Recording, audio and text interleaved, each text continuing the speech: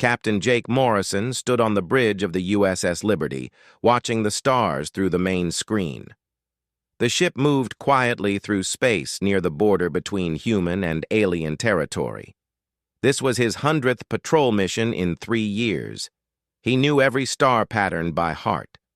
The war with the Zephyrians had been going on for over a century, and Jake had spent the last 15 years of his life fighting them.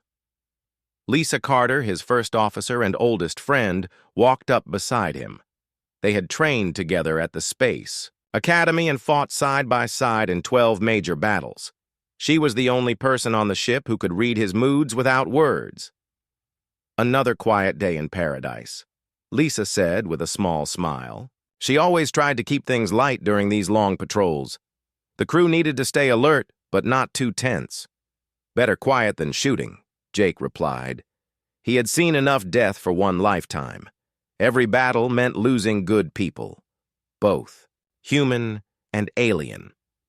The Federation leaders said the Zephyrians were monsters who wanted to destroy all humans. Jake had never questioned this until recently.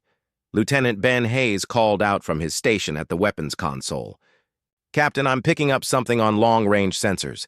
It's a ship, but the signature is strange." Jake walked over to Hayes' station and looked at the readings.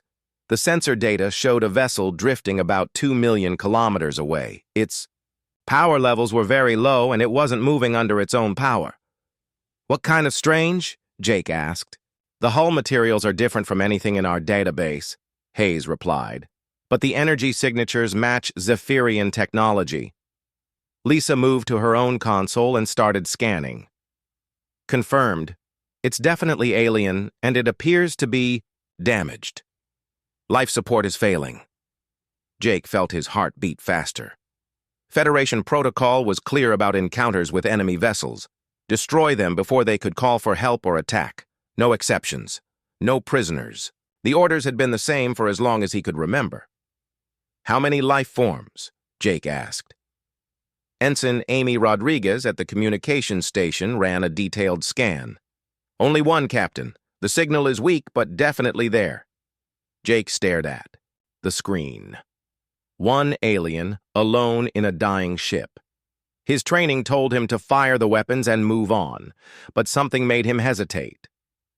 Maybe it was the fact that the ship wasn't trying to run or fight. Maybe it was the thought of someone dying alone in the cold of space. "Captain?" Lisa asked quietly. She knew that look on his face. Jake was thinking about breaking protocol. "Can we get a visual on the ship?" Jake asked. Amy worked her controls and brought up an image on the main screen. The alien vessel was beautiful in a strange way. Its hull was made of some kind of crystal that caught and reflected light. The ship was clearly built by minds that thought differently than humans. Parts of it were cracked and dark where the damage had occurred. "It's not a warship," Lisa observed. "Look at the design. No visible weapons, no armor plating. This looks more like a science vessel." Jake nodded. He had seen plenty of Zephyrian warships, and they looked nothing like this. Those were dark and angular, built for killing. This ship had curves and flowing lines like it was made for exploring instead of fighting. "Sir, what are your orders?" Hayes asked. His hand was already on the firing controls.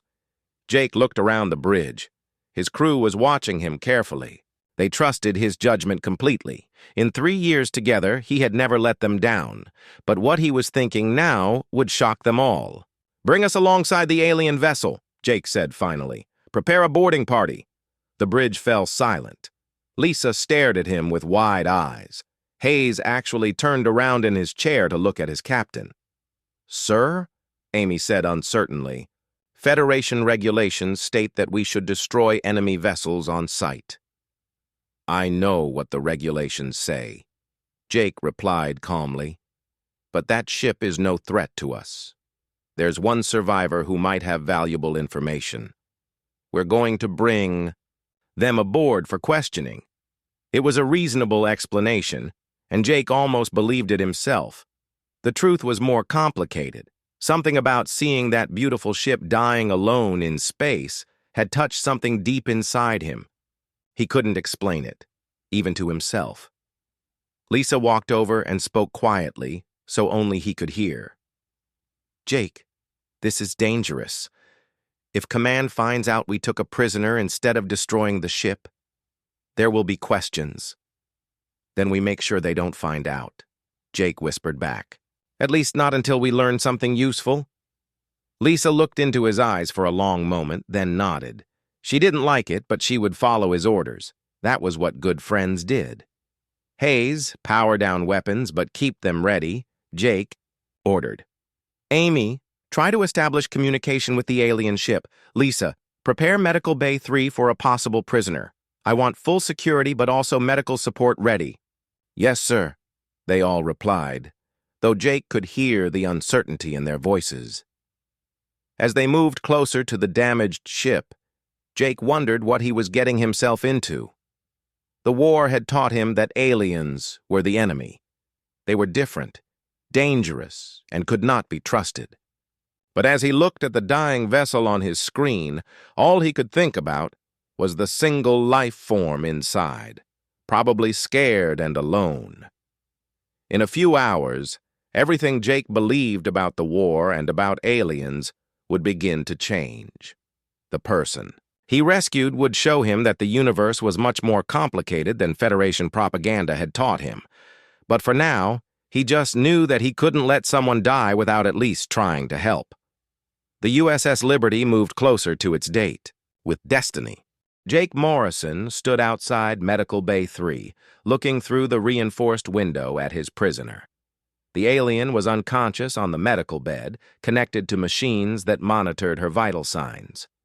Dr. Nancy Wells had worked for 6 hours to stabilize her condition, and now the alien was breathing steadily.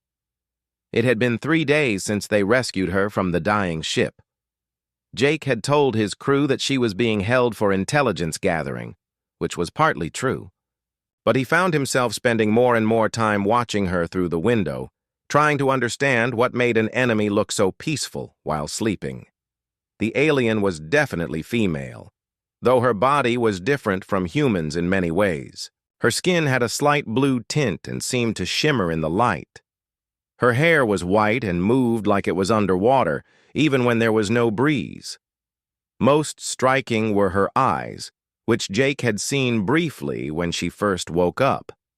They were large and silver, like looking into mirrors. "She's beautiful," Lisa said quietly, walking up behind him. Jake turned, surprised. He hadn't heard her approach.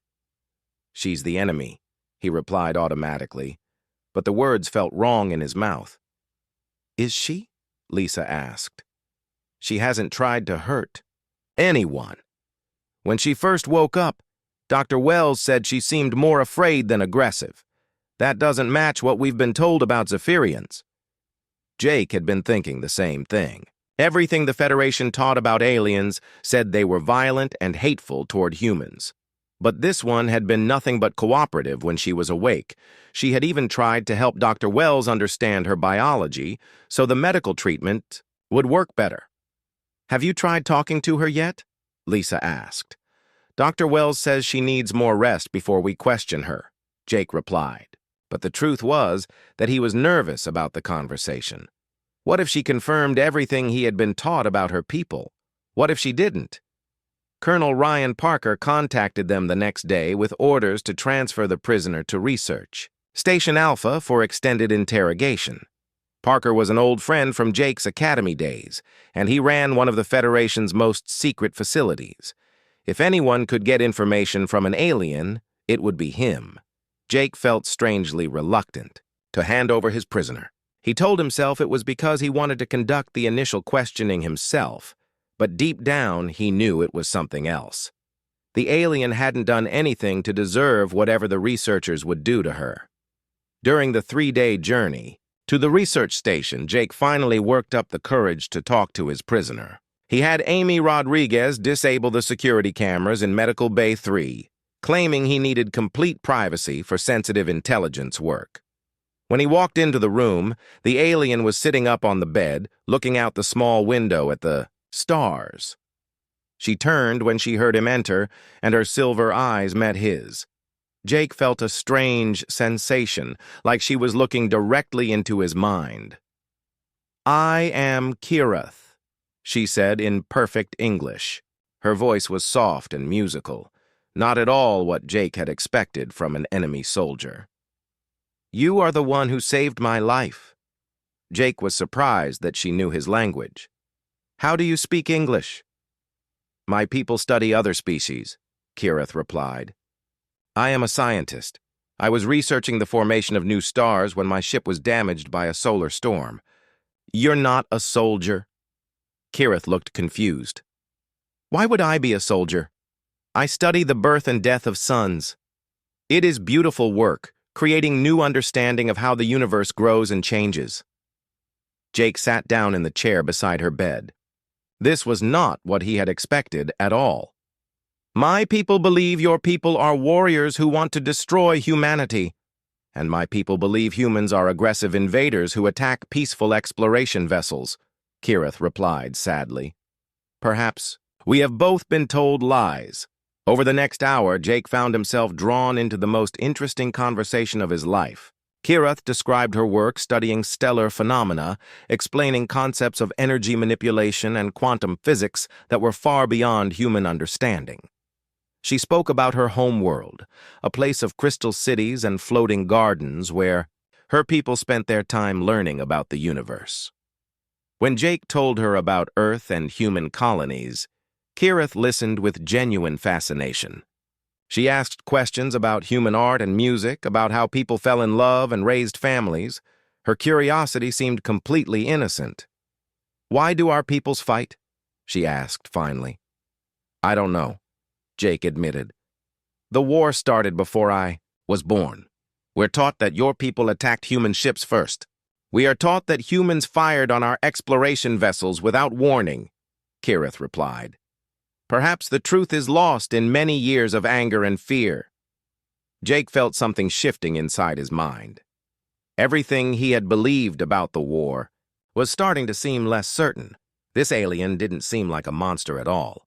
She seemed more like a curious scientist who had gotten caught up in something bigger than herself.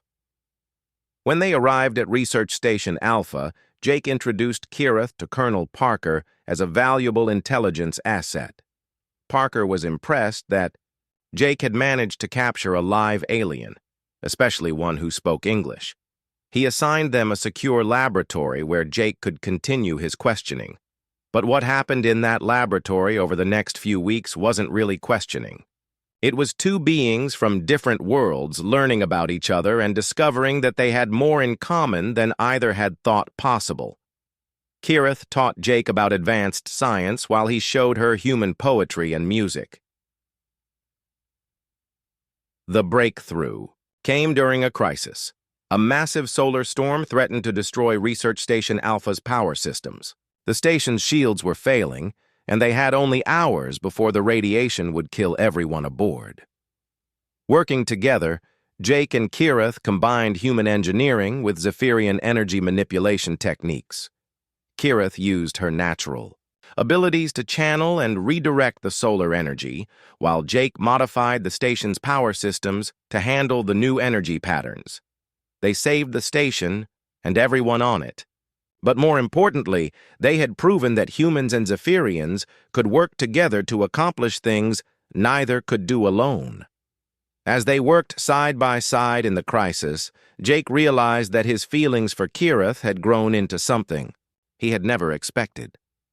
Standing in the laboratory afterward, watching her silver eyes reflect the light of the stars they had studied together, Jake Morrison understood that he was falling in love with someone his people called the enemy. The Sci. War had taught him to hate, but Kirith was teaching him something much more dangerous. She was teaching him to hope for peace. Director Helen Stone arrived at Research Station Alpha without warning, bringing with her Agent Carl Jackson and a team of Federation intelligence specialists. Jake Morrison watched their shuttle dock through the laboratory window, his heart sinking as he realized what this meant. "They are here for me," Kirith said quietly. She was standing beside him, her silver eyes reflecting worry for the first time since he had known her. Her telepathic abilities let her sense the hostile intentions of the newcomers, even before they entered the station. Jake turned to face her, seeing the fear she was trying to hide.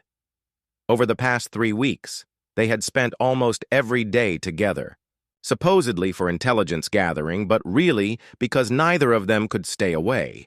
Their conversations had evolved from professional questioning to personal sharing, and Jake had found himself looking forward to each meeting more than the last. "I won't let them hurt you," Jake said, surprising himself with the intensity of his own words. Kirath touched his hand gently. "Your loyalty to your people is admirable, but you cannot protect me from your own government. I understand this. Director." Stone was a woman in her 50s with gray hair and cold blue eyes that missed nothing. She had built her career on hunting down Federation traitors and alien sympathizers. Her reputation for ruthless efficiency was known throughout the military. "Captain Morrison," she said when she entered the laboratory an hour later. "I'm impressed by your work here. Keeping an alien alive for interrogation shows initiative." Jake straightened to attention. "Thank you, Director. The prisoner has provided valuable information about Zephyrian technology and military capabilities." It wasn't entirely a lie. Kirath had shared knowledge about her people's science, though nothing about weapons or military secrets. She had told him that her people's military was much smaller than Federation intelligence believed, since most Zephyrians were scientists and artists rather than soldiers. "I'm sure she has," Stone replied, studying Kirath with the cold interest of a scientist examining a specimen. "We'll be taking over the interrogation from here. My specialists have much more experience extracting information from hostile aliens." Jake felt his muscles tense. The way Stone looked at Kirath made it clear that she saw her as a thing to be used rather than a person to be treated with respect. "Director, I've established a good rapport with the prisoner. It might be more effective if I continued the questioning." "Captain, you've done excellent work, but this requires more advanced techniques," Stone replied. "Agent Jackson will brief you on your next assignment. The USS Liberty is needed for patrol duty in Sector 7. Jake realized he was being dismissed and separated from Kirath. Once Stone's team took over, there was no telling what they would do to extract information. The Federation's interrogation methods for alien prisoners were classified, but Jake had heard rumors that made his stomach turn. "I request permission to remain as an observer," Jake said carefully. "My knowledge of the prisoner's responses could be valuable." Stone's eyes narrowed slightly. "Captain, you seem unusually attached to this alien. I hope you haven't developed any misguided sympathy for the enemy." The warning in her voice was clear. Jake forced himself to remain calm and professional. "Of course not, Director. I simply want to see this intelligence operation through to completion." "Your dedication is noted," Stone replied. "But my orders stand. You will return to your ship and resume patrol duties immediately." That night, Jake couldn't sleep. He kept thinking about Kirath in the hands of Stone's interrogation specialists. The woman who had shared her knowledge freely and helped save the station was about to become a test subject for people who saw her as nothing more than an enemy to be broken. He made his decision at 0300 hours. Jake contacted Lisa Carter on a secure channel and asked her to meet him in Cargo Bay 5. When she arrived, he could see the worry on her face. "Jake, what's going on? You look terrible." "Lisa, I need your help with something, but I have to tell you that it goes against everything we've been taught about duty and following orders." Lisa studied his face carefully. They had been friends for 15 years, and she could read him better than anyone. "This is about the alien, isn't it?" Jake nodded. "Her name is Kirath, and she's not what we've been told aliens are like. She's a scientist, Lisa. A good person who was in the wrong place at the wrong time. Stone's people are going to torture her for information she doesn't have. Jake, she's the enemy." "Is she?" Jake asked, the same question Lisa had asked him weeks ago. "She saved this entire station. She's taught me more about science in 3 weeks than I learned in 4 years at the academy. She's shown me that maybe this whole war is based on misunderstanding. Lisa was quiet for a long moment. What are you asking me to do? Help me get her out of here, Jake said. There's a transport leaving for the neutral zone tomorrow. If we can get her onto that ship, she can contact her people and tell them that not all humans are their enemies. That's treason, Jake. They'll call it treason, Jake replied. But what if it's actually the right thing to do? What if helping one enemy alien could be the first step toward ending this war? Lisa shook her head. You're talking about throwing away your career, your life, everything you've worked for. Jake thought about Kirith's silver eyes and the way she had looked at the stars when she talked about her research. He thought about how she had trusted him enough to share her knowledge and her dreams. He thought about how working together with her had felt more right than anything else he had ever done. Some things are more important than careers, he said quietly. Lisa stared at him for a long time. Finally, she sighed. You're in love with her, aren't you? Jake started to deny it, then stopped. There was no point in lying to his oldest friend. Yes. This is insane. Probably. Lisa ran her hands through her hair, thinking hard. If we do this and get caught, we'll both be court-martialed for treason. I know. And if we don't do it, you'll regret it for the rest of your life. Yes. Another long silence. Then Lisa looked up at him with the expression he remembered from their academy days when she was about to do something crazy. Okay, I'm in. But if we're going to do this, we need help. They spent the rest of the night planning. Ben Hayes and Amy Rodriguez agreed to help when Jake explained the situation. They were as shocked as Lisa had been, but their loyalty to their captain was stronger than their fear of consequences. The plan was simple but risky. They would create a distraction during the shift change, disable the security systems in the detention area, and get Kirith to the transport ship before anyone realized what was happening. But as Jake prepared to risk everything for someone his government called a traitor and his heart called the most important person in his life, he wondered if love was worth destroying everything he had spent years building. By tomorrow night, he would know the answer. Jake Morrison and Kirith ran through the dark corridors of an abandoned mining station, their breath creating clouds in the cold air. Behind them, the sound of Federation search ships grew louder as Commander Rick Davis closed in with his hunting fleet. It had been 2 months since they escaped from Research Station Alpha. The rescue had gone perfectly until Agent Carl Jackson discovered them at the last moment. Jake had been forced to stun 3 Federation officers to protect Kirith, and now his face was on wanted posters throughout Federation space. The stolen transport ship they had been using was damaged beyond repair, hidden in the asteroid field, surrounding the old mining station. Jake had managed to send a distress signal to Admiral Grace Taylor, his former instructor at the Academy, but help was still days away. The search pattern is tightening, Kirith said, monitoring Federation communications through her enhanced hearing. Your friend, Commander Davis, is very determined to capture us. Jake nodded grimly. Rick Davis had been his student at the Academy, a young officer Jake had mentored and recommended for promotion. Now Rick truly believed that Jake had been brainwashed by alien mind control and was determined to save his former teacher from himself. Rick thinks he's rescuing me, Jake said. He can't understand that I made this choice with a clear mind.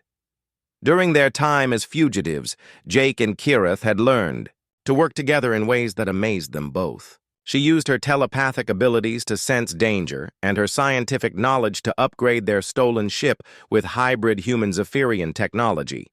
Jake provided tactical thinking and his knowledge of Federation procedures to keep them one step ahead of their pursuers. But more than partners in survival, they had become something neither of them had expected. The quiet moments between running and hiding had been filled with conversations about their dreams, their fears, and their growing love for each other. Jake had never imagined he could care so deeply for someone so different from himself. There's something I haven't told you, Kirith said as they reached the station's communications center. Before my ship was damaged, I was carrying information about a secret weapon my people's military faction was developing. Jake turned to stare at her. What kind of weapon?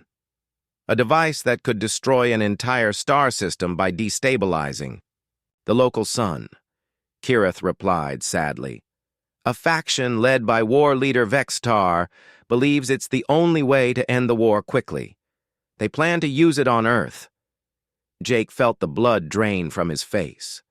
The thought of billions of innocent people dying was horrifying. Why didn't you tell me this before? Because I also carry information about a peace faction within my government, Kirith said. Elder Zarek and others like him want to end this war through negotiation rather than genocide. But they need proof that humans are capable of peaceful coexistence. And what proof is that? Kirith looked into his eyes. Us. The fact that a human officer risked everything to save an alien scientist proves that our peoples can learn to trust each other. Jake understood now why their escape was so important.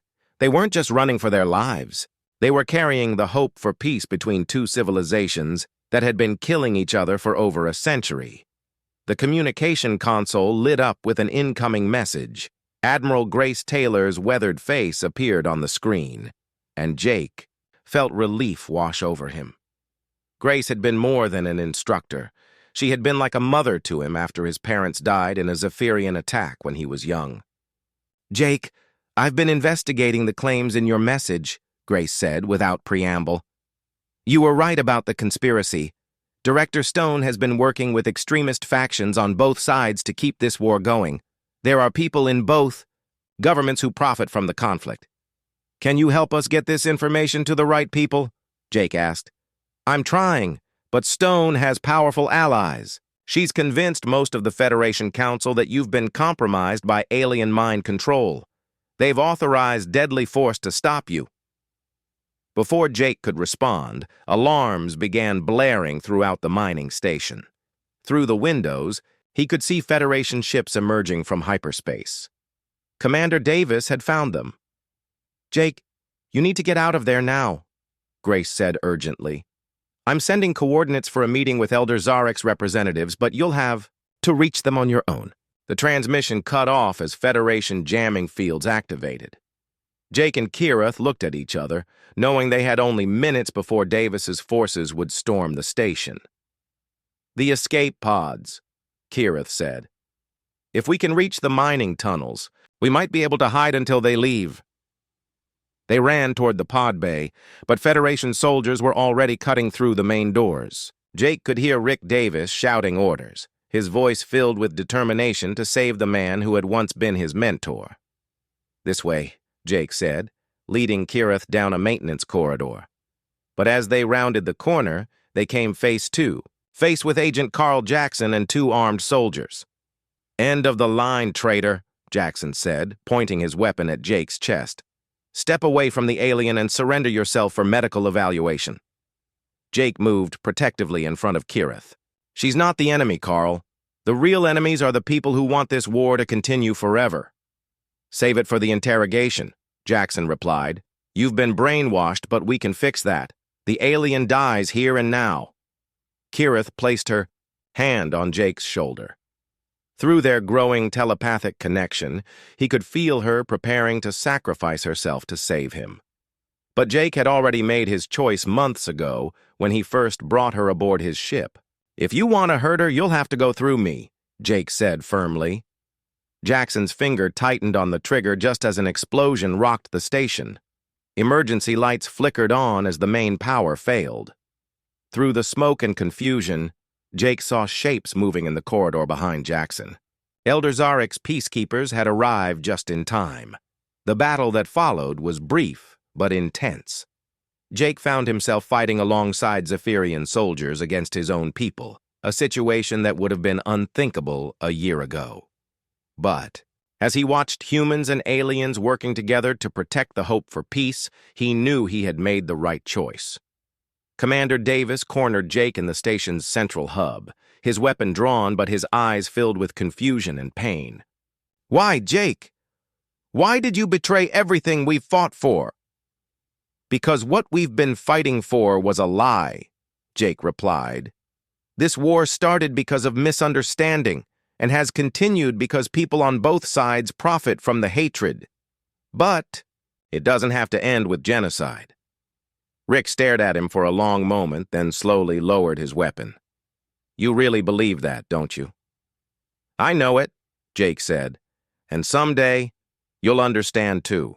As Federation and Zephyrian ships worked together to evacuate the mining station, Jake Morrison realized that their love story had become something much bigger. They weren't just two beings from different worlds who had found each other. They had become the bridge between species, the proof that peace was possible. But the hardest part of their journey was still ahead. Jake Morrison stood before the Federation tribunal, his hands cuffed behind his back as Admiral Patricia Wells read the charges against him. The courtroom was packed with military officers, government officials, and reporters from across Federation space. Everyone wanted to see the trial of the captain who had fallen in love with the enemy. "Captain Morrison, you stand accused of treason, desertion, theft of military property, and conspiracy with hostile alien forces," Admiral Wells announced. "How do you plead?" Jake looked up at the judges, then toward the observation gallery where Kirith sat between two guards. Her silver eyes met his, and he felt the familiar warmth of their connection. 3 months had passed since their capture during the final battle above the neutral world of Haven's Rest, and he hadn't been allowed to speak to her once during that time. "I plead not guilty to all charges," Jake said clearly. A murmur ran through the courtroom. Most people had expected him to claim diminished responsibility due to alien mind control, the defense his military lawyer had recommended. Admiral Grace Taylor stood up from the witness table. She had spent weeks investigating the conspiracy that Jake and Kirith had uncovered, and her findings had shocked the Federation Council. Permission to present evidence regarding the defendants' actions and their context. Director Helen Stone, sitting at the prosecution table, objected immediately. The defendant's alleged discoveries about government policy don't excuse his treasonous behavior, but Admiral Wells allowed the evidence to be presented. Grace showed the tribunal secret communications between Stone and Zephyrian war leader Vextar, proving that extremists on both sides had been working together to sabotage peace efforts and continue the profitable war. "The evidence shows that Captain Morrison's actions prevented a genocide," Grace testified. "Without his intervention, war leader Vexitar would have used a star-killer weapon to destroy Earth's solar system, killing 8 billion innocent people." Jake watched the faces of his judges as they learned the truth about the war.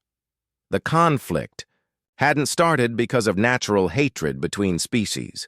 It had begun with a misunderstanding that was then deliberately maintained by people who gained power and wealth from the fighting. Elder Zarek testified via hologram from the Zephyrian capital, his ancient voice carrying the weight of centuries. "Captain Morrison saved both our worlds. His courage in protecting Kirith and bringing us proof of the conspiracy allowed my people's peace faction to expose and remove the warmongers from power." When it was Jake's turn to testify, he spoke simply and honestly about his experiences. He described meeting Kirith and learning that everything he had been taught about aliens was wrong. He talked about working together to save Research Station Alpha and discovering that humans and Zephyrians were stronger when they cooperated instead of fighting. "I loved my service to the Federation," Jake said. "But I couldn't serve a system built on lies and hatred when I had seen the possibility for something better." The prosecution's case fell apart when Commander Rick Davis testified that Jake had saved Federation lives during the final battle, fighting alongside Zephyrian peacekeepers to protect both species from the extremists. Even Agent Carl Jackson admitted that the evidence supported Jake's claims about the conspiracy. But the most powerful testimony came from Kirith herself. When she took the witness stand, the entire courtroom fell silent. No Zephyrian had ever testified in a Federation court before. "Jake Morrison risked everything to save a stranger," she said in her musical voice. He could have followed orders and destroyed my ship, but instead he chose compassion. That choice led to the discovery of the conspiracy and prevented a war that would have destroyed both our civilizations. She looked directly at Jake as she continued. Your people call his actions treason, but on my world, we have a different word for someone who chooses love over hatred, peace over war, and truth over comfortable lies. We call that honor.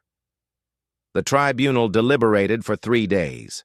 When they returned with their verdict, Admiral Wells looked tired but determined. Captain Morrison, while your methods were unorthodox and violated numerous regulations, this tribunal finds that your actions ultimately served the greater good of both humanity and the Federation's security. You are cleared of all charges of treason and conspiracy. Jake felt relief wash over him, but Wells wasn't finished. However, you did violate military discipline and steal Federation property. You are hereby discharged from service and permanently exiled from Federation space.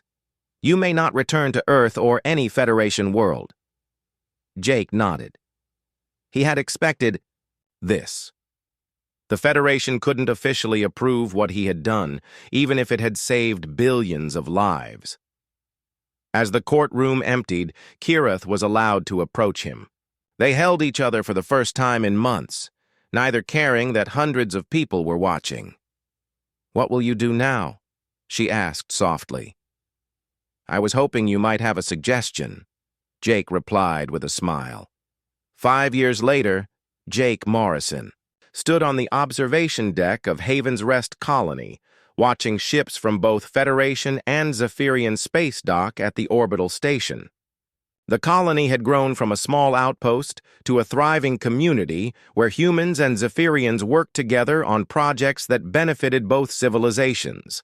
The hybrid technology they developed had revolutionized everything from medicine to space travel. Diseases that had plagued both species for centuries were being cured by combining human medical knowledge with Zephyrian energy healing. Ships powered by hybrid engines could cross the galaxy in weeks instead of months.